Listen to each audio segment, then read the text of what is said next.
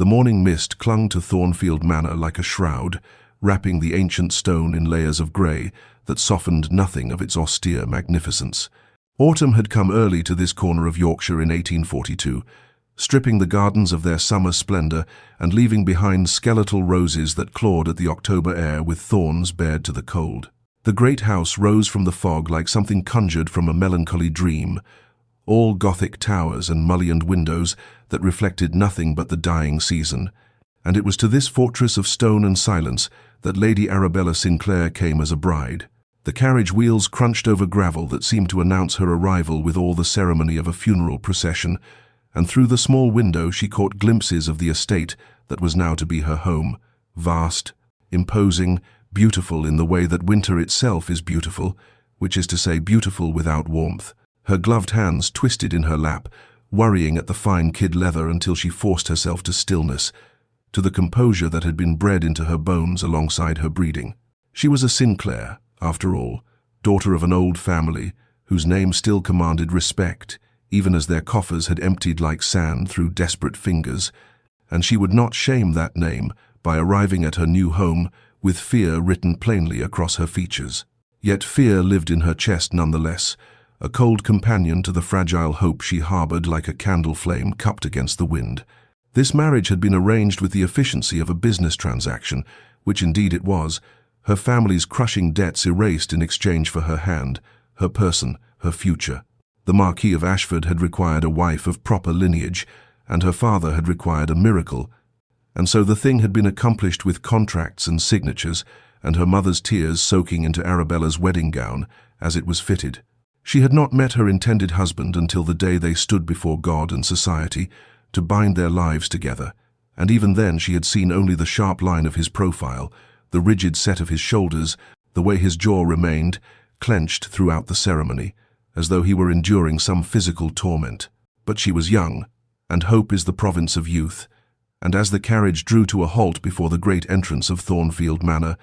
Arabella Sinclair allowed herself to believe that perhaps, in time, this arrangement might transform into something resembling happiness. The footman opened the door, and the cold air rushed in to greet her, carrying with it the scent of dying leaves and damp earth and something else, something indefinable that felt like loneliness made manifest. She accepted his hand and stepped down onto the gravel, her dove-grey travelling dress whispering around her ankles,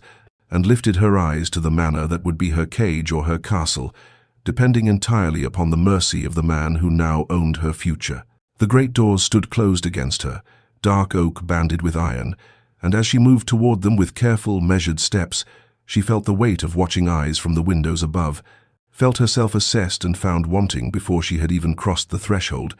and understood, with a clarity that pierced her heart, that whatever hope she carried would need to be a resilient thing indeed to survive in this place of stone and shadow. But before our lover's fate is revealed, subscribe so you never miss a chapter of romance and scandal, and tell us in the comments, where are you watching from? Now, let's begin. The great hall of Thornfield Manor stretched before her like a cathedral built to worship cold propriety, all soaring ceilings and dark paneling that swallowed the weak afternoon light, filtering through windows set too high to offer any glimpse of comfort or sky. Arabella stood just inside the entrance, her travelling cloak still damp from the mist, and it was there that she saw him for the second time in her life. Julian Ashford, Marquis of Ashford, master of this domain, and now master of her fate, standing at the far end of the hall with his back to her, as though her arrival merited no more attention than the delivery of the morning post. He was tall, she noted again as she had noted at their wedding, with the kind of aristocratic bearing that seemed bred into the very bones, shoulders broad beneath the perfect cut of his coat, dark hair touched with auburn where the light caught it, and when he finally turned at the sound of the butler's throat-clearing announcement of her presence, she found herself confronted once more with a face of such severe beauty that it might have been carved from the same unforgiving stone as the manor itself. His features were classical, almost cruel in their perfection, high cheekbones, a mouth set in a line that suggested it had forgotten how to curve into anything resembling warmth, and eyes of such a pale grey that they seemed to look through her rather than at her, assessing and dismissing in the same glance. The wedding ceremony rushed back to her in a flood of sensory memory, the way his hand had been cold as marble when he placed the ring upon her trembling finger, the sound of his voice speaking the vows with all the enthusiasm of a man reciting his own death sentence, the absolute absence of any softness in his expression as he had lifted her veil and pressed his lips to hers in a kiss that held no promise, no tenderness, only obligation discharged. She had trembled through the entire ceremony, her hands shaking so badly that her bouquet of white roses had scattered petals across the church floor like snow or tears, and he had not once met her eyes with anything resembling kindness or even simple human acknowledgement. Now, standing in his hall, she waited for him to speak, to welcome her, to offer even the barest courtesy that one might extend to a stranger seeking shelter. But instead, he turned to the butler and said, in a voice of such cultivated disinterest that it cut more deeply than any insult, "Mrs. Hartwell will show Lady Ashford to her chambers. See that she has everything required." Not to her, not one word directed to her, though she stood not 20 paces distant, though she was his wife, though every rule of decency demanded at least the pretense of civility. He spoke of her as though she were not present, as though she were a piece of furniture to be stored in an appropriate room, and then he simply walked away, his footsteps echoing against the stone floor with a finality that sounded like doors closing, like keys turning in locks, like the ceiling of a tomb. Arabella stood frozen, confusion and hurt warring in her chest, understanding crystallizing like ice around her heart.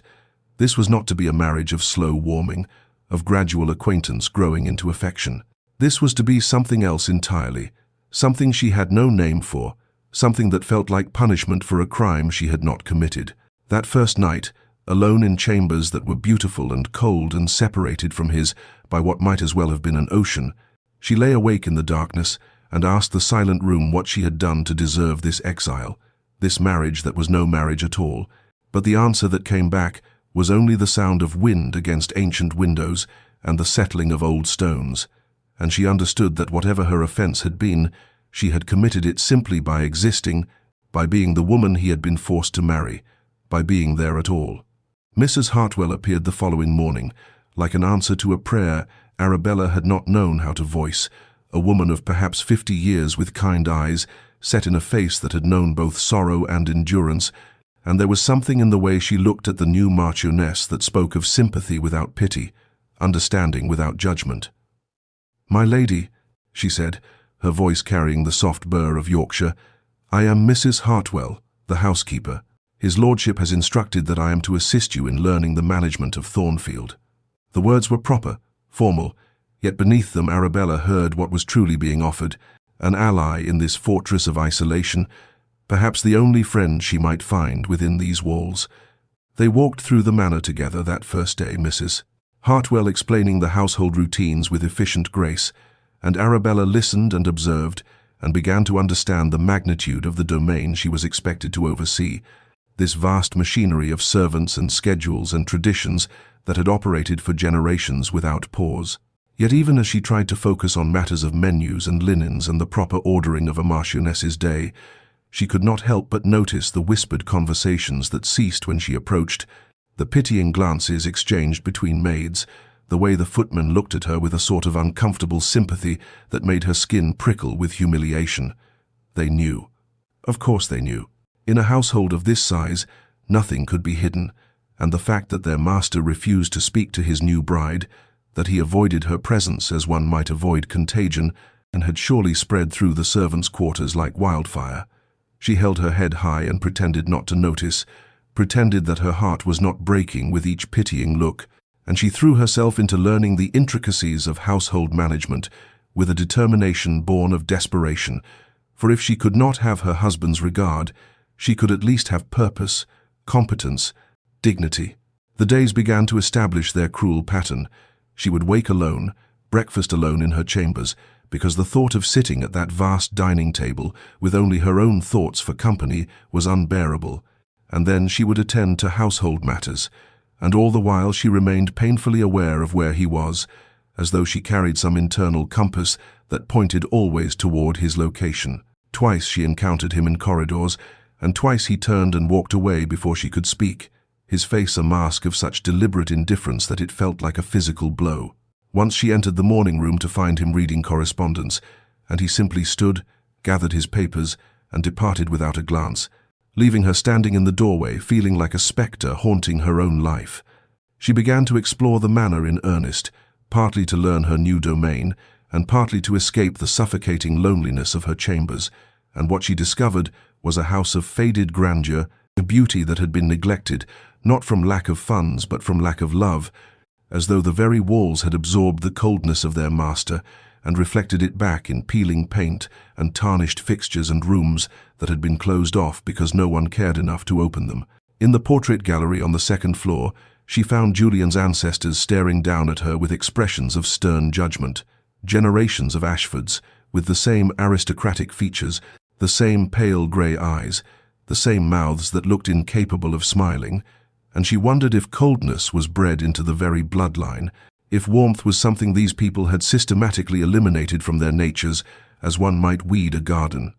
Yet the house itself whispered of better times, of an era when music had filled the ballroom and laughter had echoed in the halls. And standing alone among the stern-faced portraits, Arabella felt her loneliness intensify into something almost physical, a weight pressing against her chest, and she understood with terrible clarity that one could be utterly alone, even in a house filled with people, perhaps especially in a house filled with people who witnessed one's abandonment and could do nothing to prevent it. Weeks passed with the relentless quality of water wearing away stone, each day identical to the last in its cold routine, and Arabella found that her initial hurt and confusion were slowly transmuting into something else entirely, something more akin to determined curiosity, for she had begun to understand that her husband's silence, however painful, was itself a kind of language, and if she could not engage him in conversation, she could at least learn to read the text of his existence within these walls. She became a student of his habits, observing from careful distances the patterns of his days. He rose early, always before dawn, and rode out across the estate before breakfast, returning with his dark hair wind-scattered and something in his face that looked almost peaceful before the shutters came down again. He took breakfast alone in his study, conducted business with his steward in the mornings, and then most afternoons he disappeared into the east wing of the manor, into the library that she had glimpsed only once, a room of floor-to-ceiling shelves and leather-bound volumes, and the kind of hushed reverence that churches aspired to but rarely achieved. She began to find excuses to pass by the library in the early evenings, and once, when he had left the door slightly ajar, she caught a glimpse of him seated in a chair by the window, with a book open in his hands, and an expression on his face that was utterly transformed from the cold mask he showed the world, something soft and absorbed and almost vulnerable, and she realized with a start that this was where he lived his true life. In these pages, in these stories, in worlds that demanded nothing of him but his attention. When he left the library, she would sometimes slip inside and examine the books he had been reading, running her fingers over volumes of poetry and philosophy, Greek tragedies and modern novels, and she began to construct an image of his inner landscape from these literary breadcrumbs. He favored stories of honor and betrayal, of duty conflicting with desire, of noble souls trapped in impossible circumstances, and she wondered what pain had driven him so deeply into these fictional sorrows that he could not bear to remain present in his own life. Yet the greatest puzzle was the contradiction she observed between his treatment of her and his treatment of nearly everyone else on the estate, for she learned through Mrs. Hartwell's careful comments and through her own observations during walks around the grounds that Julian was known among the tenants as a fair and even generous landlord, that he had reduced rents during poor harvests, that he had personally paid for the doctor when old Thomas Weatherby's wife had taken ill, that he had given the blacksmith's son funds to apprentice in London. She watched from her window one afternoon as he stopped to speak with a tenant farmer, saw him dismount and crouch down to speak to the man's small daughter, saw something in his face that was almost a smile when the child presented him with a handful of wildflowers, and the tenderness of that moment, brief as it was, made her want to weep with frustration and confusion. He had kindness in him, clearly, compassion and generosity, and even gentleness. So why did he reserve only cruelty for her, only this unbearable silence, only this studied indifference that felt more deliberate than any active hatred could be? Her determination shifted then, crystallizing into something new.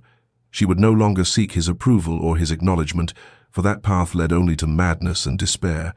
But she would understand him, would decode the mystery of this man who was capable of such contradictions, and perhaps, in understanding, would come either acceptance or the strength to endure what could not be changed, and perhaps, though she barely dared admit this even to herself, perhaps in understanding him, she might find the key to reaching him, to breaching whatever walls he had built around his heart, though what she would do with such a key, if she ever found it, remained a question she could not yet answer. Understanding, Arabella began to realize, was not the same as surrender, and if she could not breach the walls her husband had built around himself through direct assault,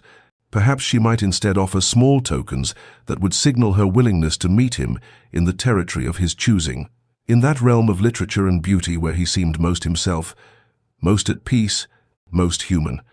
She began leaving books in the library, volumes she selected with great care from the shelves after studying his preferences, a first edition of Wordsworth's poems when she noticed his tendency toward the romantics, a new translation of Dante that she ordered specially from London, a slim volume of Shakespeare's sonnets that she placed on the reading table by the window where he always sat, each gift anonymous, unsigned, a quiet offering that asked for nothing in return. She took to tending the winter roses in the garden along the path he rode each morning, coaxing the hardy blooms through the early cold, pruning and mulching with her own gloved hands despite Mrs. Hartwell's protests that such work was beneath a marchioness, and there was something deeply satisfying in the simple physicality of the labor, in nurturing these stubborn flowers that refused to yield to winter's harshness, and she wondered if perhaps she was cultivating her own stubbornness as much as theirs, her own refusal to wither under the frost of his indifference. One morning she heard his voice as she worked behind the garden wall, speaking to Thomas the groundskeeper with more animation than she had ever heard from him, and her hands stilled on the rosebush as she listened. "The winter roses are particularly fine this year, Thomas. Your work in the gardens has been exemplary." The groundskeeper's response carried equal parts pride and honesty. "Cannot take credit for the roses, my lord. That would be her ladyship's doing. She's out here most mornings, tending them herself." A long silence followed, so extended that Arabella held her breath, and when Julian finally spoke again, his voice had changed, become quieter, though whether with displeasure or something else she could not determine. "I see. That is most dedicated of her." Hope flared in her chest like a candle suddenly shielded from wind, bright and warm and almost painful in its intensity, and for the rest of that day she moved through her duties with a lightness that felt foreign after weeks of heaviness, permitting herself to imagine that perhaps her small gestures were not invisible after all, that perhaps somewhere beneath his armor of silence he was aware of her efforts, perhaps even touched by them. But the following morning he passed the rose garden without pausing, without so much as a glance in her direction, and in the library that evening she found the books she had left precisely where she had placed them, their spines uncracked, their pages clearly unread, and the hope that had burned so bright guttered and died, leaving behind only the familiar ache of rejection. That night she sat at her writing desk and composed a letter to her sister Margaret, the only person in the world to whom she could speak the truth of her circumstances. "Dearest Meg, I find myself in the peculiar position of being married yet more alone than I have ever been in my life. He will not speak to me. He will not look at me. I am a ghost in my own house, and some days I wonder if I shall simply fade away entirely from the sheer weight of being unseen." She paused, her pen hovering over the paper as she confronted the question that had been growing in her mind like a shadow. Could she endure this marriage, this half-life of silence and separation, for years, perhaps decades, until death released her from vows that had bound her to a man who would not acknowledge her existence? The question terrified her, not because she feared the answer might be no, but because she suspected, with a grim certainty, that the answer was yes, that she would endure because she had no choice, because her family's survival depended on this marriage, because she had been raised to understand duty and sacrifice, and because somewhere in the depths of her heart, despite everything, she still harbored a foolish, stubborn hope that things might somehow change. She finished the letter, sealed it, and then sat in the darkness of her chamber, with her hands folded in her lap, and made herself a promise. She would not break, would not beg, would not debase herself by pleading for scraps of attention from a man who had made his feelings, or lack thereof, abundantly clear, and if she must live this life of elegant imprisonment, she would do so with dignity intact, with her spine straight and her head high, and she would find purpose and meaning in the work of the estate and in service to those who depended upon Thornfield, even if she could never find love within its cold walls. 3 months had passed since Arabella had arrived at Thornfield Manor, 3 months of silence and separation that had settled into a rhythm as predictable as it was painful, when winter arrived in earnest with a violence that seemed to mirror something wild and desperate in her own heart, and on a day when the sky hung low and heavy with the promise of snow, she walked out into the gardens without proper cloak or bonnet, driven by a restlessness she could not name, a need to feel something other than the numbness that had become her constant companion. The rain began as she reached the rose garden, not the gentle misting rain of autumn, but a cold, driving deluge that soaked through her thin day dress within moments, and still she stood there among her winter roses,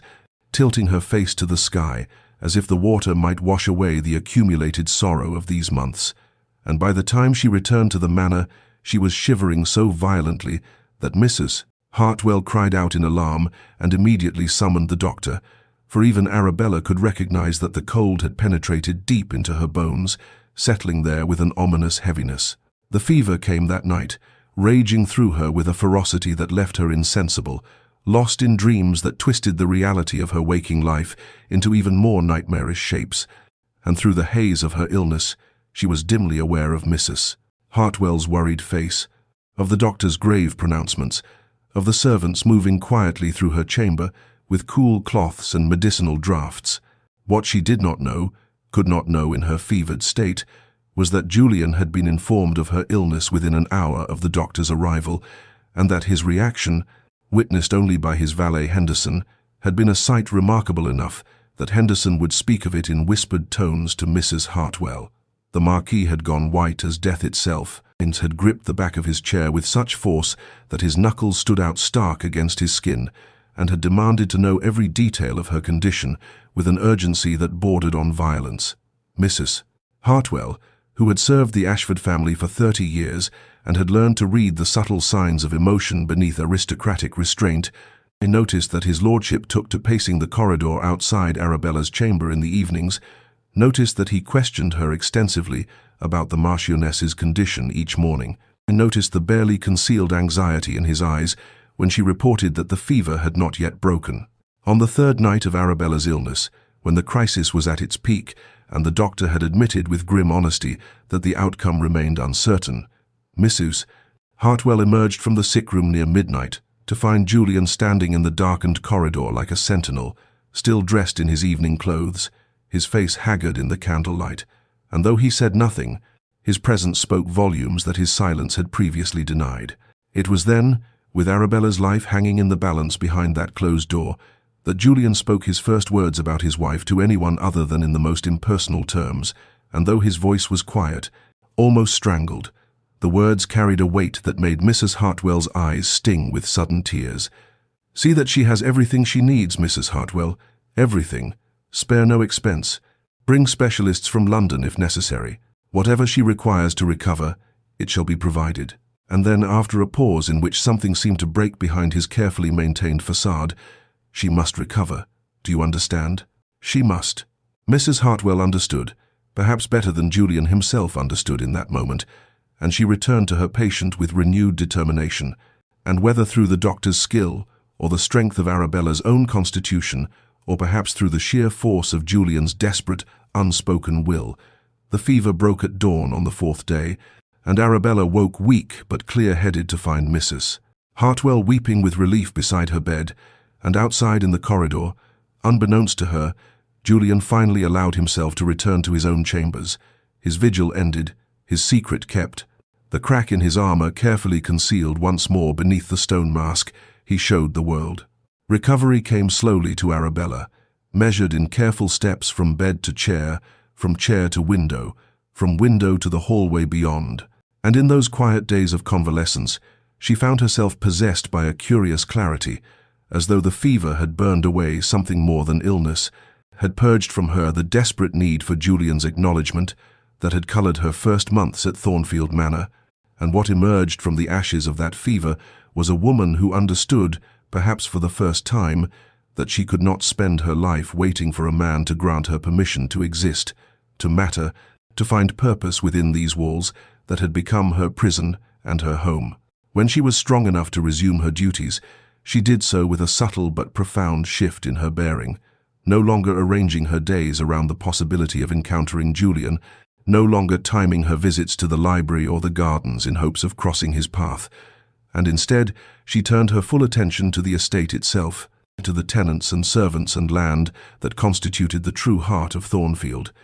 and in doing so discovered that she possessed talents and inclinations she had never before had opportunity to develop. Mrs. Hartwell noticed the change immediately, remarked upon it to Henderson one afternoon in the servants' hall. "Her ladyship has come into her own, I think. There's a strength in her now that wasn't there before." And indeed, Arabella moved through the manor with new purpose, consulting with the steward about improvements needed to tenant cottages, ordering repairs to roofs that had been neglected, ensuring that the elderly widow Parsons received additional coal for her hearth, and that the blacksmith's youngest son, who showed promise with letters, received primers and instruction.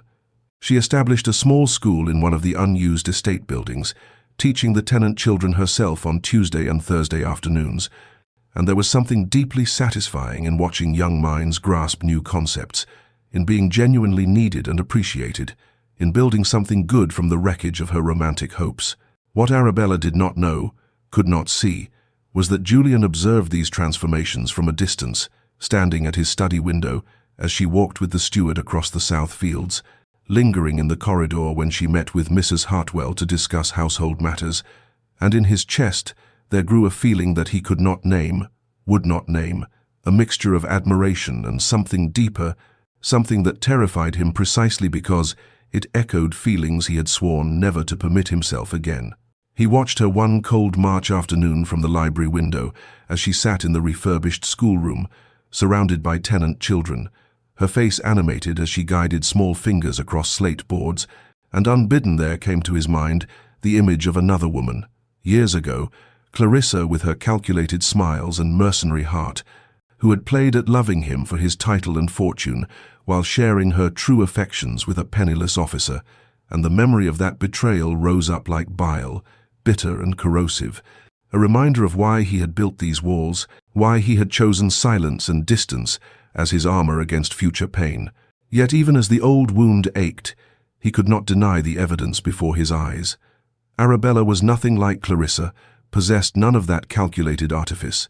and her kindness to those who could offer her nothing in return,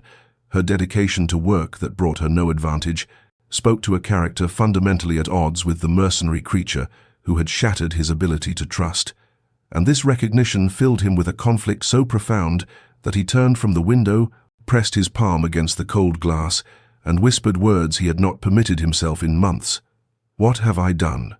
Have word." The Dowager Marchioness arrived at Thornfield Manor on a bright April morning without prior notice, sweeping through the entrance hall with the imperious confidence of one who had been mistress here for 30 years before relinquishing the role, and Arabella, summoned hastily from her morning correspondence, felt her stomach tighten with apprehension as she descended the stairs to greet the formidable woman who had attended her wedding with an expression of barely concealed disapproval. Lady Catherine Ashford possessed the same aristocratic features as her son, softened only slightly by age, and her sharp grey eyes assessed Arabella with a thoroughness that made the younger woman feel as though every inadequacy were being catalogued and noted. Yet Arabella met that scrutiny with the composure she had learned during these difficult months, curtsying with perfect propriety and murmuring the appropriate words of welcome. The Dowager's visit, ostensibly a courtesy call to see how the new Marchioness was settling in, revealed its true purpose over tea, when Lady Catherine announced with the casual authority of one accustomed to absolute obedience that she would be hosting a dinner party at week's end to properly introduce Arabella to local society, and that both she and Julian would naturally attend as guests of honor. Arabella's teacup trembled slightly in her hand, for she understood immediately what this meant. The first time she and Julian would be required to appear together publicly as husband and wife, to perform the pantomime of marital unity before the watching eyes of society, and the prospect filled her with a dread so profound she could barely form words to acknowledge the announcement. The week that followed passed in a blur of preparation, Mrs. Hartwell consulting endlessly about appropriate attire, while Arabella tried on gown after gown, seeking something that would armor her adequately for the ordeal ahead, finally settling on a dress of deep sapphire silk that brought out the blue of her eyes and lent her pale complexion a becoming luminosity. On the evening of the dinner party, as her lady's maid arranged her hair in an elaborate style that left her neck bare and vulnerable, Arabella studied her reflection in the mirror and barely recognized the woman who looked back, for despite the elegant gown and carefully arranged curls, her eyes held a wariness that no amount of powder and paint could disguise, the expression of one preparing for battle rather than a social gathering. The Dowager's London townhouse blazed with light as their separate carriages arrived, and Arabella felt Julian's presence before she saw him, that familiar tension that always accompanied their proximity,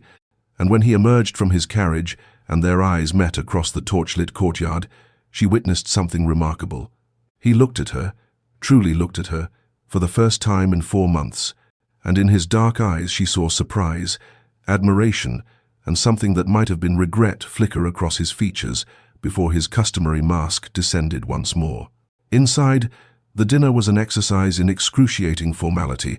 with Arabella seated at Julian's side, so close that his sleeve occasionally brushed her bare arm and sent unwelcome shivers through her body, and she navigated the evening with desperate grace, smiling at appropriate moments, conversing intelligently with the gentleman to her left, all while hyper-aware of Julian's brooding silence beside her. It was Lady Imogen Hertford, a beautiful blonde whom Arabella vaguely remembered from her wedding, who delivered the cut that made the evening's true nature clear, remarking in a voice pitched to carry, "How charming that the Marquis has finally decided to acknowledge his little bride in public, though one wonders what has changed after months of such pointed neglect." And though Arabella maintained her composure, kept her expression serene, she saw Julian's jaw tighten, saw his hand clench around his wine-glass with such force that she feared the crystal might shatter, and for one breathless moment she thought he might actually speak, might defend her against the barely veiled mockery, but instead he remained silent as stone, and Arabella felt something inside her chest crack just a little further, even as she smiled and raised her own glass, as if she had not heard the cruelty beneath Lady Imogen's honeyed words. The carriage ride back to Thornfield Manor passed in suffocating silence,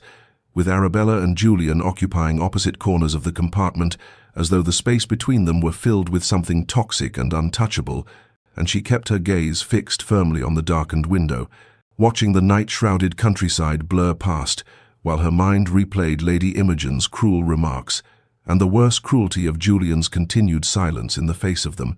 and by the time they arrived at the manor, she felt hollowed out, emptied of everything except a bone-deep exhaustion that had nothing to do with the late hour. She descended from the carriage without waiting for assistance, gathered her skirts, and moved toward the entrance with mechanical precision, wanting only to reach the sanctuary of her chambers, where she might finally remove the mask of composure she had worn throughout that interminable evening. But as she crossed the threshold into the great hall, she became aware of footsteps behind her, Julian's distinctive stride, and she paused despite herself, her heart beginning a treacherous acceleration even as she warned it against hope. He stopped perhaps 3 paces behind her, close enough that she could hear his breathing, and the silence stretched between them heavy with words unspoken, weighted with 4 months of accumulated longing and pain and unacknowledged connection, and Arabella waited, her back still turned, her hands clasped so tightly before her that her knuckles whitened, and she thought perhaps this would be the moment, that Lady Imogen's public cruelty had finally penetrated the armor he wore so ruthlessly that he might speak, might offer some word of explanation or comfort or simple acknowledgement of what she had endured tonight on his behalf. She heard him draw breath as if to speak, heard the slight shift of his weight, and slowly, giving him time, she turned to face him, and what she saw in his face made her own breath catch, and struggle written in every line of his features, his dark eyes burning with something that looked almost like anguish, his jaw working as though words fought to escape against terrible restraint, and she waited, silent and still, offering him the space to cross the chasm that yawned between them, every fiber of her being focused on that moment of potential transformation. But even as she watched, even as hope began its fatal bloom in her chest, she saw the shutters descend once more, saw his expression close and harden, saw him step backward as though she were something dangerous from which he must retreat, and without a word, without a single syllable after that eloquent struggle, he turned and walked away, his footsteps echoing through the hall until they faded into the depths of the house and left her standing alone in the flickering candlelight. Arabella stood frozen for a long moment, trembling with the effort of maintaining her composure, and then, with the careful deliberation of one who has suffered a mortal wound but refuses to acknowledge it, she proceeded up the stairs to her chambers, dismissed her waiting maid with a gentle firmness that brooked no argument, and only when the door was closed and locked behind her did she allow the tears to come, sinking onto the edge of her bed as 4 months of accumulated grief and loneliness and rejection poured out in silent, wrenching sobs that shook her entire frame. What she could not know, could not see, was that Julian stood in the corridor outside her door, one hand raised and frozen halfway to knocking, his own face contorted with anguish as he listened to the sound of her weeping, each sob like a blade between his ribs, and the war within him raged with renewed violence, his fear of betrayal, his certainty that opening his heart again would lead only to destruction, battling against the undeniable truth that in protecting himself from potential pain, he was inflicting real and terrible suffering on a woman who had done nothing to deserve it, and after an eternity he lowered his hand, pressed his palm flat against the door, as though he might somehow reach through the wood to comfort her, then turned and walked away, leaving her to cry alone while he retreated to his study and the decanter of brandy that offered the only solace he would permit himself. The weeks that followed the disastrous dinner party brought with them the transformation of spring,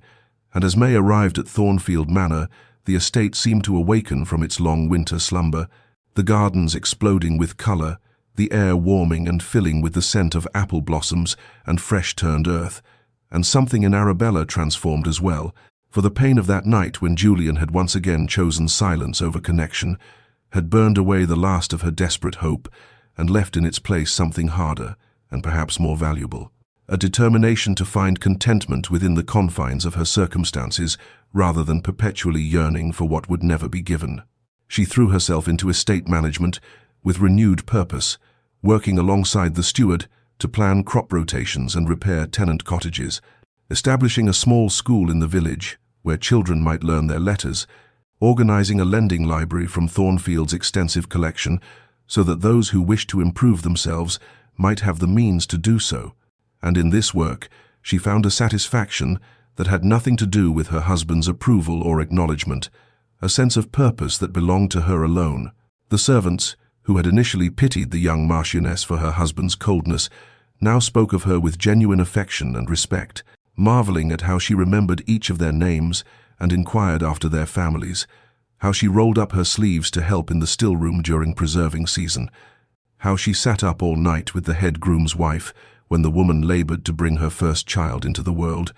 and Mrs. Hartwell remarked to the butler that they had not had such a true lady of the manor since the old Marquis's grandmother, a woman legendary for her kindness and capability. What Arabella did not know, could not see, was that Julian observed all of this from an ever-decreasing distance, his surveillance of her activities becoming almost obsessive in its intensity, and where once he had avoided any room she occupied, now he found reasons to be near, standing in shadowed doorways to watch her arrange flowers in the hall, positioning himself at study windows that overlooked the gardens where she worked, riding out to inspect the very tenant farms she had just visited so that he might hear the families speak of her generosity and genuine care for their welfare. And with each observation, the architecture of protection he had built around his heart developed new cracks, new points of vulnerability. She had stopped looking for him, he realized with something approaching panic, stopped turning her head when he entered a room, stopped positioning herself where they might accidentally encounter one another, and this absence of seeking unnerved him profoundly, for he had grown accustomed to her hopeful glances, her careful attempts at proximity, and now that she had withdrawn that attention, he discovered that he missed it with an intensity that bordered on physical pain. Her independence both attracted and frightened him. This woman who had arrived at Thornfield 5 months ago with apprehension in her eyes and desperation in her circumstances, who had endured his calculated cruelty with dignity, and who had now somehow transcended her need for him even while remaining trapped within their marriage. and Julian found himself in the peculiar position of having achieved exactly what he thought he wanted. A wife who expected nothing from him and who had ceased to hope for his affection, only to discover that this victory tasted of ashes and brought him no peace whatsoever, for the control he had sought through silence was slipping through his fingers like water, and he was left grasping at nothing, while she moved through Thornfield like a beacon of light that illuminated everything except the darkness in which he had chosen to dwell. It was an afternoon in late May when Arabella entered the East Wing Library, seeking a specific volume on estate management that Mrs. Hartwell had mentioned. The room flooded with golden light that streamed through the tall windows and illuminated the thousands of leather-bound spines that lined the walls from floor to ceiling, and as she searched the upper shelves near Julian's customary reading chair, she noticed a slim volume that had been misshelved, wedged behind a row of larger books, as though someone had hidden it there deliberately or perhaps thrust it away in a moment of pain. And when she pulled it free, several letters fell from between its pages, fluttering to the floor like wounded birds, their paper yellowed with age, and their ink faded but still legible in the slanting afternoon light. She should not have read them, she knew this, even as she knelt to gather them, knew that these were private correspondence not meant for her eyes, but something in the elaborate feminine handwriting caught her attention. The way certain words seemed to leap from the page with calculated cruelty, and before she could stop herself she was reading, her hands beginning to tremble as the contents revealed themselves with devastating clarity. Letters from a woman named Clarissa, written in a tone of such manipulative sweetness laced with contempt that Arabella felt her stomach turn, references to dear Julian's devotion and how easy it is to secure his affection when one knows his weaknesses, mentions of another man, someone referred to only as my true love, and a final letter dated 3 years prior that spoke with breathtaking callousness about how she had extracted what value I could from the engagement before the scandal had broken and the arrangement had been dissolved. Arabella read each letter twice, her mind racing to connect these revelations with the man who had punished her with silence for 5 months, and suddenly his behavior took on an entirely different character, transformed from incomprehensible cruelty into the desperate self-protection of someone who had been publicly humiliated and betrayed, who had offered his heart and had it crushed with calculated precision, who had been used as a means to an end by someone he had trusted completely,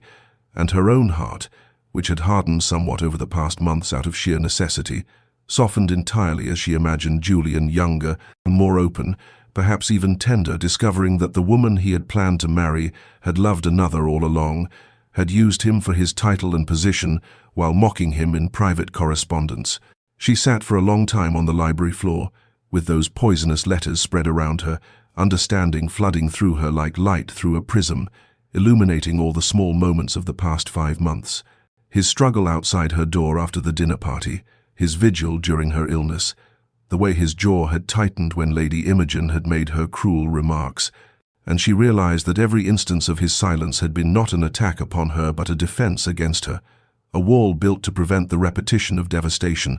and while this did not excuse the pain he had caused her, it explained it, rendered it comprehensible, transformed him from monster into wounded creature. She gathered the letters with careful hands, placed them back exactly as she had found them, returned the volume to its hiding place behind the larger books, and left the library with a heart that felt simultaneously heavier and lighter, burdened with new knowledge but freed from the terrible not knowing that had haunted her,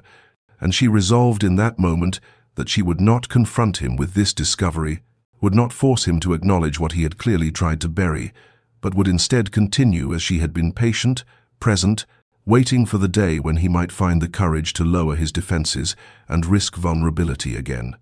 For she understood now that his silence was not about her unworthiness, but about his fear, and that fear could only be overcome by time and consistent proof that she was not Clarissa, that her heart held no deception, that her commitment to their marriage was real and unshakable, regardless of the circumstances that had forged it. Julian Ashford stood at the window of his private study in the hours before dawn, unable to sleep, as had become his wretched custom, watching the estate grounds emerge slowly from darkness, as grey light crept across the lawns and gardens that Arabella had transformed with her careful attention, and he pressed his forehead against the cool glass, as though the chill might somehow quiet the tumult that raged perpetually within him. This daily torture of wanting desperately to speak to his wife while remaining paralyzed by a fear so profound it had become the governing force of his existence. 5 months now he had maintained his silence, 5 months of observing her from shadows and doorways, cataloguing every kindness she showed to servants and tenants, every moment of grace under the weight of his cruelty. And with each observation, the architecture of his defenses grew more unstable, threatening to collapse entirely and leave him exposed to the very vulnerability he had sworn never to experience again. The memories rose unbidden as they always did in these dark hours. Clarissa's face when she had laughed at his discovery of her betrayal, the malicious amusement in her eyes as she explained with perfect composure that she had never loved him, had only accepted his proposal because her true love, a penniless younger son, could not offer her the title and position she craved,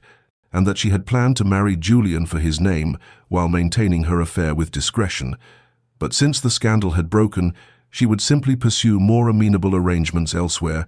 and was he not fortunate, she was releasing him from such an obviously doomed match. He had been 26 then, young enough to believe that love conquered all obstacles, naive enough to trust completely, and the public humiliation that followed the whispers at social gatherings, the pitying looks, the barely concealed amusement that the proud Marquis of Ashford had been made such a spectacular fool had scorched something essential from his soul, left him convinced that vulnerability was synonymous with destruction and that trust was merely the prelude to betrayal. His father, dying 2 years later, had extracted a promise from him with his final breaths, that Julian would remarry, produce an heir, fulfill his duty to the family name, regardless of his personal devastation.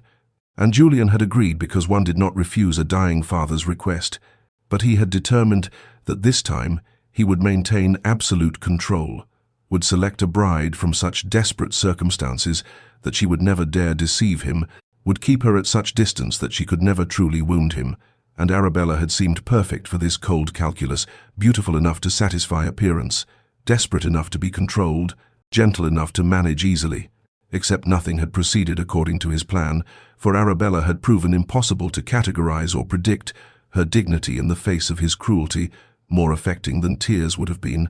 her gradual withdrawal into independence more devastating than her initial attempts at connection,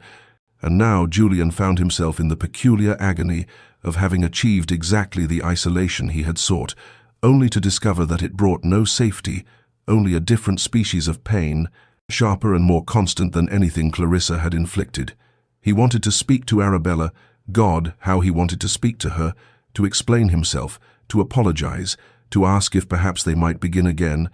but each time he gathered his courage, the memories rose like a wall between them. Clarissa's laughter, the public shame, the sickening certainty that he was fundamentally unlovable, that anyone who claimed affection for him was simply better at concealing their true motives, and his throat would close, and the words would die unspoken, and he would retreat once more into the prison of his own construction, while across the house Arabella moved through her days with increasing self-sufficiency, requiring less from him with each passing week, and Julian watched his plan to keep her at distance succeed so completely that he was losing her without ever having had her at all. His control revealed as the illusion it had always been, leaving him grasping at shadows, while the substance of what they might have been together slipped irrevocably beyond his reach. The rose garden had become Arabella's particular sanctuary in these late spring weeks, a place where she could lose herself in the practical work of tending the climbing varieties that covered the southern wall of the manor, their blooms heavy with fragrance that reminded her of her childhood home, and on this particular morning she had decided to prune the highest canes that had grown wild over the winter, reaching above her head with shears while balanced precariously on the old wooden ladder that the groundskeeper had warned her was unstable, but which she had assured him would serve well enough for this small task. She was deeply absorbed in her work, the physical labor providing relief from the constant awareness of Julian's presence somewhere in the house, that peculiar tension that had become the permanent condition of her existence, and she did not hear his approach along the gravel path, did not know he had paused at the garden entrance, as was his custom these past weeks. Observing her with that intensity, she sometimes felt like heat against her skin, but never permitted herself to acknowledge directly. The ladder shifted beneath her weight, as she stretched to reach a particularly stubborn cane, the old wood creaking in warning, and she felt the precise moment when the leg gave way, felt gravity claim her in that suspended instant, before falling when the mind comprehends disaster. But the body has not yet experienced it, and she gasped as the world tilted sickeningly, and she began to drop backward toward the stone path below. Julian moved with a speed that seemed impossible given the distance between them, covering the garden length in what could only have been seconds, though to Arabella it felt like an eternity of falling. And suddenly there were hands on her waist, strong and sure, breaking her descent and pulling her against a solid chest, and the impact of landing in his arms, rather than on unforgiving stone, drove the breath from her lungs in a rush of shock and relief. The world stopped in that moment, suspended as completely as she was suspended in his embrace, and Arabella found herself staring up into Julian's face from a distance of mere inches, close enough to see the gold flecks in his dark eyes, close enough to feel his breath against her cheek, close enough to observe the way his pupils dilated as they stared at each other with an intensity that made her heart hammer against her ribs. With such force, she was certain he must feel it through the layers of fabric that separated them. His hands remained on her waist where they had caught her, his fingers pressing into her sides with a firmness that bordered on desperation, and she watched his throat work as though he were trying to swallow words, watched his lips part as though speech might finally emerge after 5 months of silence, and she held her breath, hoping and fearing in equal measure, being suspended, not just in his arms, but in the possibility of this moment becoming the transformation she had waited for with such patient anguish. "My lord," she whispered, her voice barely audible, and she felt him flinch at the sound as though she had struck him, saw something crack in his expression, some careful control, giving way to raw emotion, and for 3 heartbeats she was certain he would speak, certain the wall between them would finally crumble, but then his face shuttered once more, and he set her on her feet with a gentleness that contradicted the abruptness of his withdrawal, and without a word he turned and walked away, though not before she saw his hands trembling at his sides, shaking with what might have been fear or desire or both. And long after he had disappeared into the house, Arabella stood in the garden touching her waist where his hands had been, feeling the ghost of his touch like a brand against her skin, and despite everything, despite 5 months of silence and loneliness and confusion, she felt hope kindle in her chest once more, fragile and tentative but undeniably real, because a man who trembled after touching his wife was not a man who felt nothing, and perhaps silence was not the opposite of love, but merely its terrified guardian. The Dowager Marchioness arrived at Thornfield Manor 3 days after the incident in the garden, her carriage pulling up to the entrance with the decisive authority that characterized all her actions, and she swept into the house with the kind of purpose that made servants step quickly aside, and Julian, upon being informed of her presence, feel an uncharacteristic flutter of something approaching apprehension, for his mother possessed the singular ability to see through every defense he had ever constructed, and had never hesitated to dismantle them with surgical precision when she deemed it necessary for his own good. He received her in the drawing-room with the formal courtesy their relationship demanded, bowing over her hand and inquiring after her health and journey. All the small rituals of their class, that provided a veneer of civilization over what he suspected would prove to be a deeply uncomfortable conversation, and his mother endured these pleasantries for precisely the amount of time propriety required, before dismissing them with a wave of her gloved hand and fixing him with a look that had made him confess childhood transgressions decades ago, and had lost none of its efficacy in the intervening years. "Sit down, Julian," she commanded, not requested, and he found himself obeying despite being the master of this house, and no longer a boy to be ordered about, settling into the chair across from hers, while she regarded him with a mixture of exasperation and concern that made something in his chest tighten painfully. "I have been patient," she began, her voice carrying that particular tone that indicated her patience had reached its absolute limit. "I have waited for you to come to your senses, to recognize what is plainly obvious to everyone in this county, except apparently yourself, but I can wait no longer, because that girl upstairs, your wife, in case you have forgotten, is being destroyed by your cruelty, and I will not stand by and watch you repeat the mistakes that nearly ruined you once before." Julian felt anger flare hot and immediate. the automatic defense against anyone who dared broach the subject of Clarissa, but his mother continued before he could marshal his objections, leaning forward in her chair with an intensity that pinned him in place. "Do not," she said sharply, "do not dare to claim this is about protecting yourself, because we both know that what you are doing to Arabella has nothing to do with protection and everything to do with cowardice. With your refusal to acknowledge that not every woman is Clarissa Pemberton, that not every offer of affection is a disguised betrayal, and that by treating your innocent wife as though she were guilty of another woman's crimes, you are becoming the villain in your own story, rather than the victim you insist on remaining." The words struck like physical blows, each one landing with devastating accuracy on wounds Julian had convinced himself were long healed, and he rose from his chair in agitation, pacing to the window because he could not bear to meet his mother's eyes while she dismantled the careful justifications he had built around his behavior these past 5 months. "You know nothing of what I endured," he said, his voice low and rough with suppressed emotion. "The humiliation, the public mockery, the certainty that I was fool enough to believe in love only to discover it was elaborate manipulation, and I cannot endure that again." His mother rose as well, crossing to stand beside him at the window,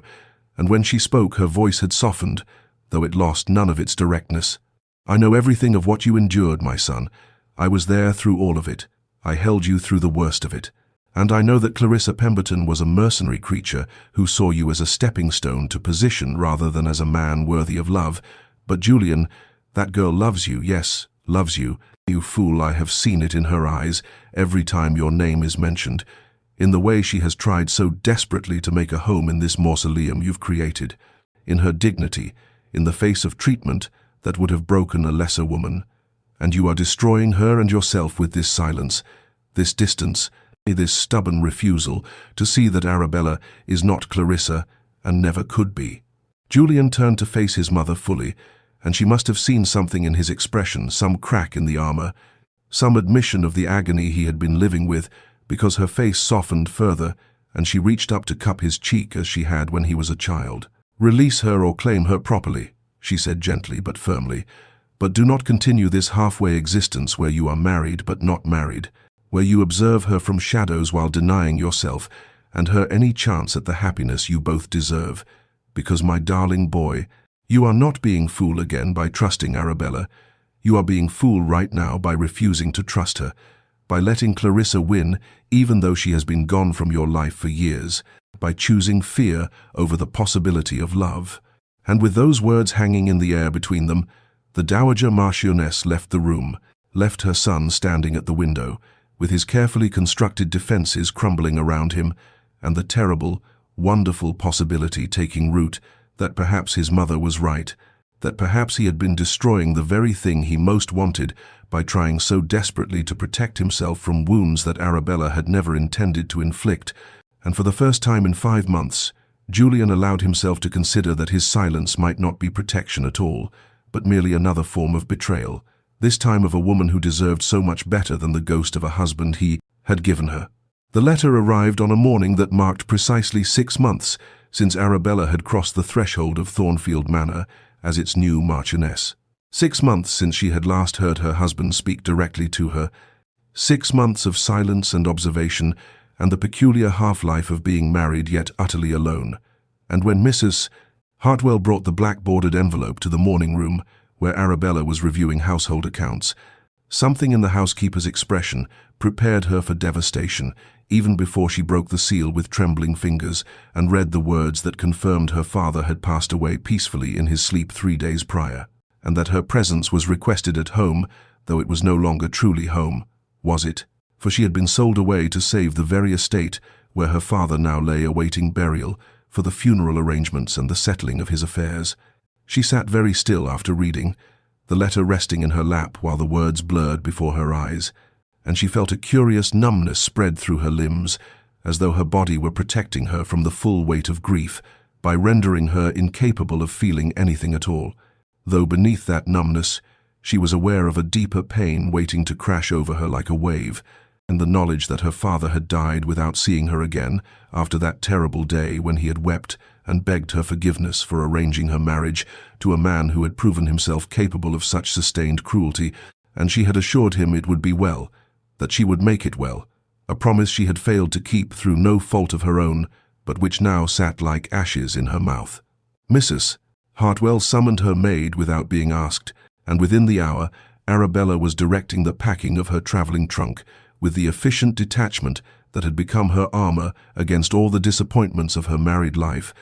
and she sent word through a footman to inform the Marquis that she would be departing for her family estate within 2 hours and expected to be gone for a fortnight,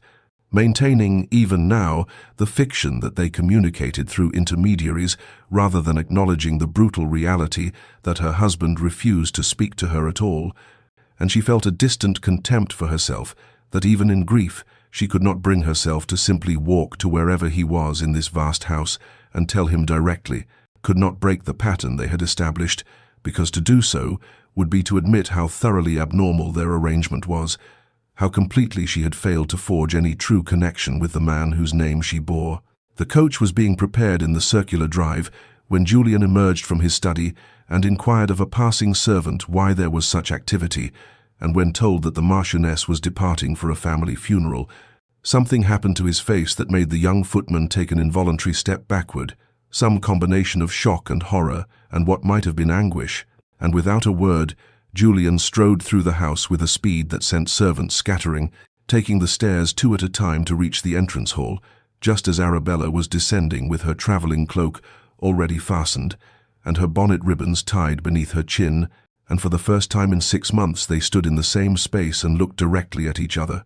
Truly looked, and Julian felt the full force of what his mother had tried to make him understand come crashing down upon him, because Arabella's face was pale with grief, her eyes red-rimmed from crying she had done in private, and the thought of her leaving,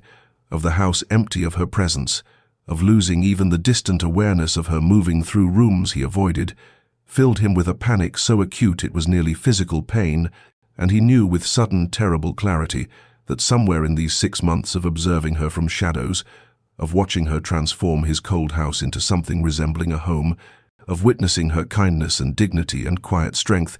he had begun to need her in ways he had sworn he would never need anyone again, and the possibility of her gone felt like losing something essential he had not known he possessed until faced with its absence. Julian moved without conscious thought, his body propelling him forward before his mind could construct the familiar defenses that had kept him silent for half a year, and he was through the entrance and down the steps before the footman could even open the coach door, his hand raised in a gesture that halted the driver mid-motion and brought a confused stillness to the assembled servants who had never seen their master emerge from the house with such obvious agitation, such complete abandonment of the rigid control that had characterized every moment of his existence, since Clarissa Pemberton had taught him that vulnerability was merely another word for foolishness, and when Arabella appeared in the coach doorway, surprise flickering across features already drawn with grief, Julian found himself suddenly, terribly bereft of words. All the speeches his mother's confrontation had inspired, dying unuttered in his throat, because how could he possibly explain 6 months of cruelty in the space of moments? How could he make her understand that his silence had never been about her unworthiness, but about his own cowardice? And so he simply stood there looking up at her while she looked down at him, and the tableau held for a heartbeat. 2, 3. The entirety of their strange, sad marriage compressed into this single suspended moment where everything and nothing might change depending on what happened next. Arabella descended from the coach with careful dignity, her travelling dress black in mourning, her face pale as marble, and just as composed, and she waited with the patience that had become her defining characteristic through these long months, waited for him to speak or step aside, or do whatever it was he intended by stopping her departure, and Julian saw in her eyes that she expected nothing, that 6 months had taught her not to hope for words from him, and that resignation struck him with more force than anger ever could have, because she had stopped believing he was capable of giving her anything beyond silent observation and cold distance, and the knowledge that he had done this to her had reduced a woman of warmth and courage to this careful emptiness, made him despise himself with an intensity that was almost cleansing in its completeness. He opened his mouth and nothing emerged, his voice unused for direct address to her, rusty with disuse in all the ways that mattered failing him at the moment he most needed it, and he saw something flicker in Arabella's expression, some last fragile hope beginning to die, and then a single tear escaped to slide down her cheek, just one, tracking a silver path through the powder she had applied to hide the ravages of her grief, and she spoke into his silence with a dignity that destroyed him. "My lord," she said, and her voice was steady despite that tear, steady and exhausted and unbearably sad. "I have endured your silence for 6 months. I have lived as a ghost in your house, and accepted that this is to be the sum of our marriage. But my father is dead, and I must go to him. So I ask you now, may I have leave to bury my father,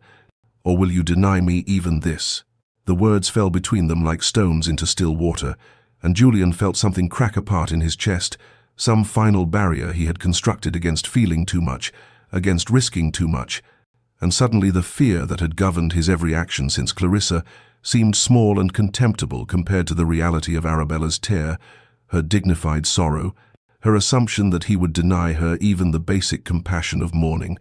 and he understood with devastating clarity that in protecting himself from the possibility of betrayal, he had become the betrayer and had inflicted on an innocent woman the very cruelty he had sworn never to endure again. And the realization broke him completely, shattered every defense, until he stood before her as raw and exposed as he had been in those first days after Clarissa's deception. And from that brokenness he found at last his voice. "Forgive me," Julian said, and the words came out raw and broken, his voice roughened by months of restraint and the weight of emotion he had imprisoned behind silence. And Arabella stared at him as though he were a spectre made suddenly corporeal, her eyes wide with shock, because these were the first words he had spoken directly to her in 6 months, the first acknowledgement that she existed as more than a piece of furniture to be avoided. And Julian saw her astonishment and felt it like a blade between his ribs, evidence of how completely he had severed any expectation of normal discourse between them, and he reached out with a hand that trembled visibly and said again, "Forgive me, please, come back inside, let me—" But his voice broke on whatever he had meant to say next, and Arabella allowed him to take her arm and guide her back up the steps, while the assembled servants tried very hard to appear as though they were not witnessing the most extraordinary scene in the manor's recent history, their master actually touching their mistress, actually speaking to her. And Julian led her not to any of the formal receiving rooms, but to the small drawing room that adjoined the library, the room where he sometimes sat in the evenings with a book and a glass of brandy, his private sanctuary into which he had never invited anyone, and he settled her carefully onto the settee, as though she might shatter from rough handling, and then he stood before her and seemed to struggle with where to begin. How to explain 6 months of cruelty to a woman whose only crime had been accepting a marriage proposal that would save her family from ruin. "I had a prior engagement," he began, his voice still rough but gaining strength through use, and he saw Arabella's expression shift from shock to careful attention. "Before my father died, before you, there was a woman named Clarissa Pemberton, and I believed—" He paused, swallowed hard against the bitterness that still rose whenever he thought of those days. "I believed she loved me for myself, that our marriage would be built on genuine affection rather than the mercenary arrangements so common to our class. But I was a fool, blinded by my own arrogance and her considerable talents for deception, because while I was planning our future, she was conducting an affair with a cavalry officer, and she married me for the title with every intention of continuing her liaison, once the ring was safely on her finger." He watched Arabella's face as he spoke. He saw understanding begin to dawn there, along with something that might have been pity, and he could not bear her pity, though he knew he deserved nothing better. And he continued, "The scandal was considerable when the affair became public, and I obtained an annulment through channels that need not concern you, and I vowed I would never again allow anyone close enough to make a fool of me, that if I must marry, and my father's deathbed demand that I produce an heir made marriage unavoidable, then it would be to someone who understood from the beginning that ours would be an arrangement of convenience only, and I would provide for her materially but never emotionally,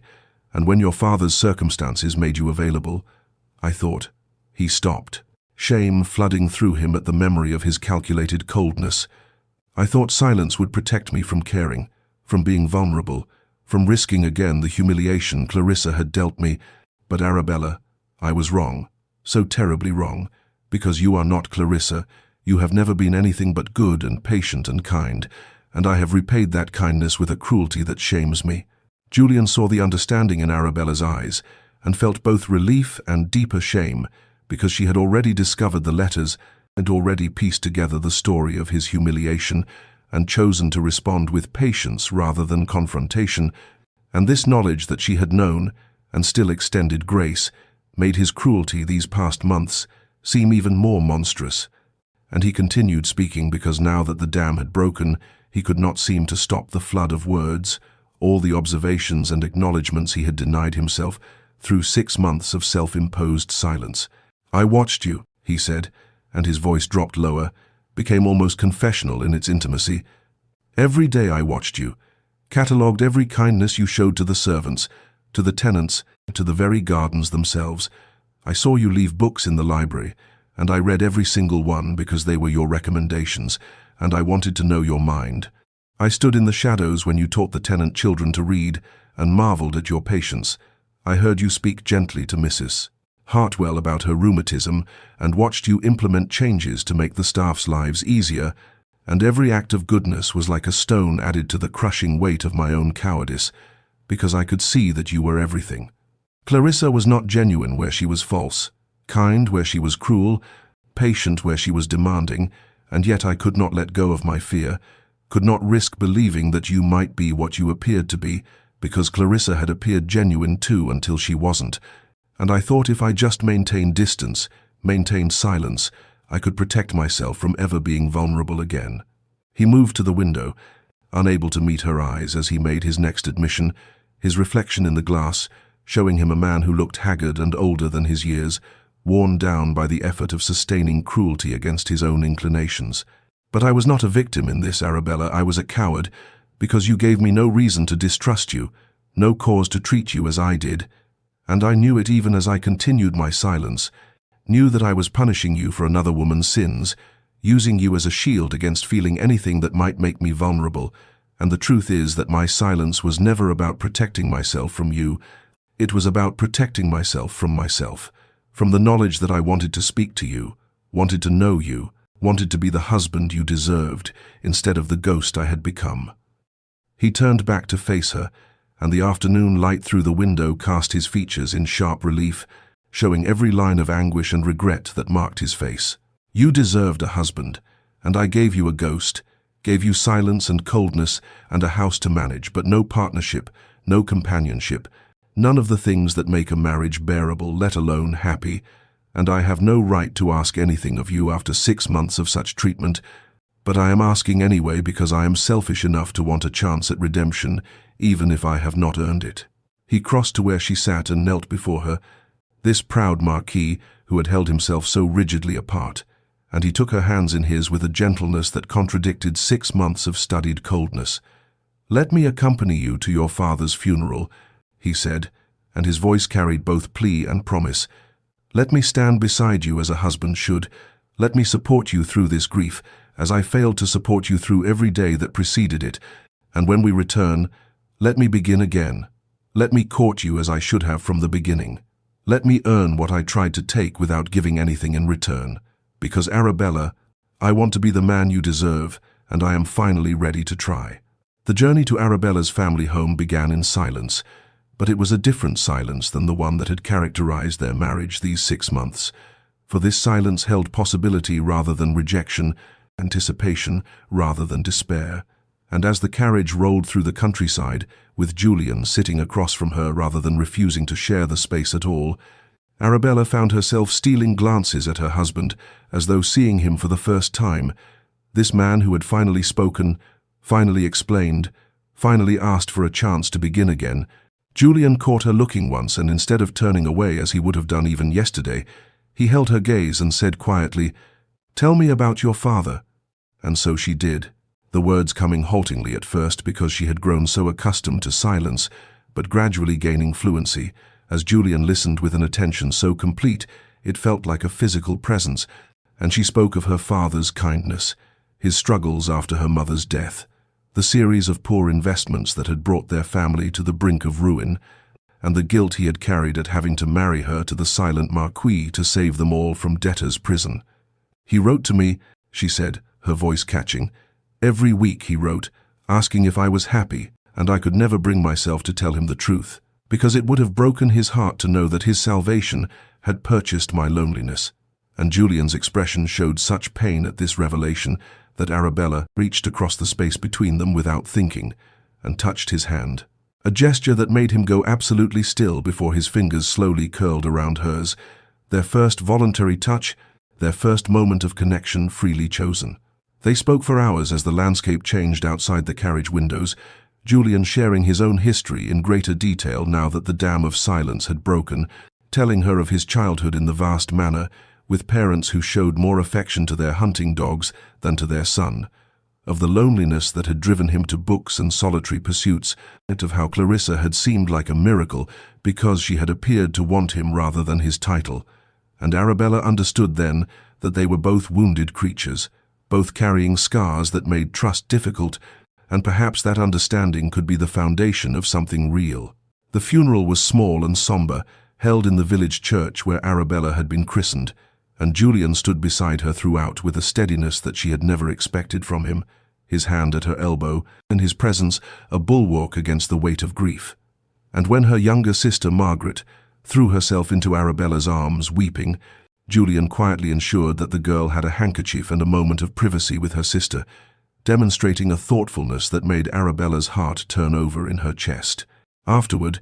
when they returned to her family's modest home, so different from Thornfield Manor's grandeur, Julian met her surviving family members with a courtesy that held no condescension, and when he learned the extent of their continued financial struggles despite the marriage settlement, he immediately made arrangements for additional support, not as charity but as family obligation, speaking to Arabella's uncle with a respect that made the older man's eyes shine with grateful tears. The journey back to Thornfield began 2 days later, and this time when they settled into the carriage, Julian sat beside her rather than across from her, their shoulders touching through the layers of traveling clothes, and somewhere in the middle of the second day's travel, Arabella found herself leaning against him in exhaustion, and Julian's arm came around her shoulders, tentative at first, then more firmly when she did not pull away, and she fell asleep to the steady rhythm of his heartbeat, and woke to find him watching her with an expression of such tender wonder that she felt heat rise to her cheeks. They spoke of lighter things on this return journey, books they had both read, opinions on estate management, small observations about the passing scenery, building gradually toward the intimacy that should have begun 6 months ago. And when Arabella laughed at something Julian said about a particularly pompous neighbor, his face transformed completely, the rigid coldness melting into a smile that made him look years younger and impossibly handsome, and she realized with a start that she had never seen him smile before, not once in 6 months of marriage. As the carriage finally rolled up the drive to Thornfield Manor in the late afternoon light, the familiar building looked different to Arabella, less imposing, and more like a home that might someday be filled with warmth rather than silence. And when Julian handed her down from the carriage, he did not immediately release her hand, but instead held it while he looked up at the manor's facade and then back to her face. And he said with visible nervousness, "May I call upon you tomorrow? Properly, I mean, as a gentleman calls upon a lady he hopes to court, because I realize we have done everything backward and I should like to try to do at least something in the correct order." And Arabella, feeling hope bloom in her chest like the roses she had tended through the long winter, smiled and said softly, "Yes, my lord, you may call upon me tomorrow." And the expression of relief and joy that crossed Julian's face was worth every moment of loneliness she had endured to reach this beginning. 3 years had passed since that day when Julian had finally broken his silence, and Thornfield Manor had transformed so completely that it seemed impossible it had ever been the cold mausoleum of Arabella's first arrival, for now in the fullness of late spring the gardens blazed with color, the windows stood open to admit sunshine and birdsong, and the halls rang with warmth and laughter, instead of echoing with loneliness and unspoken grief. Arabella sat in the rose garden she had once tended as an act of desperate hope, but now she tended it as an act of joy, and beside her on a blanket spread across the grass, their son, 2-year-old Thomas, named for her father, played with wooden blocks while Julian lounged nearby, his hand occasionally reaching out to steady the child or to brush against Arabella's arm in one of the countless small touches that characterized their days now. These constant physical reassurances that they were real, that they were together, that the silence had been conquered by connection. Julian caught her watching him and smiled, that transformation of his features that still made her heart catch even after 3 years of seeing it daily, and he said softly, "What are you thinking, my love?" And she replied truthfully, "I was remembering the first day I arrived here, how frightened I was, how certain I was that I had married a man who would never see me as anything more than an obligation." And Julian's expression grew serious as he reached for her hand, bringing it to his lips in a gesture that had become habitual between them. "I see you," he said, as he had said countless times since that day of confession. "I see you, Arabella, and I thank God every morning that you had the patience to wait for me to find my courage." And she leaned into him, remembering the long months of silence, but remembering more clearly the moment when everything had changed, when her single tear had broken through his defenses and he had finally spoken, finally explained, finally begun the work of becoming the husband she deserved. She thought of their first kiss, which had come 2 weeks after his formal call upon her, when he had courted her in her own home, with flowers and conversation and trembling earnestness, and she had finally taken mercy on his nervousness and kissed him herself, surprising them both with her boldness, but more with the passion that had ignited between them once the walls had finally come down. And she remembered, too, their wedding night remade not the cold, silent horror of the first one, but the tender, passionate claiming that had come months later when Julian had asked her permission to truly be her husband, and she had granted it with her whole heart. Their son laughed suddenly, a bright sound that drew both their attention, and Julian scooped the child up with practiced ease, holding him high and making him giggle with delight. And Arabella watched her husband with their son, and felt such fullness in her chest that it seemed impossible she had ever been the lonely girl who had walked these halls in silence and despair. The life they had built together was not perfect. They still had moments of misunderstanding, still carried scars from their difficult beginning, but it was real and hard-won and precious beyond measure. And Arabella knew that the patience she had shown, the determination not to break even when breaking would have been easier, had purchased something far more valuable than mere survival. It had purchased transformation, redemption, and a love that was all the stronger for having been forged in the crucible of suffering and silence. Dear listener, perhaps you have found yourself in a place of silence, in a relationship or circumstance where you give and receive nothing in return, where patience seems like foolishness and hope feels like a luxury you can no longer afford. And if so, know this. Arabella's story teaches us that some transformations cannot be rushed, that some walls must be dismantled brick by careful brick rather than demolished in a single moment, that sometimes the greatest act of courage is not the dramatic gesture, but the quiet persistence of showing up day after day with grace and dignity intact. Not every silence will end as Arabella's did. Some silences must be walked away from. Some walls were never meant to be scaled, but there is profound strength in maintaining your own integrity while others find their way, in refusing to let another person's wounds make you cruel in return, in choosing patience without becoming a martyr to it. The key is in knowing the difference between patience that comes from hope and patience that comes from fear, between waiting for transformation and waiting for permission to exist.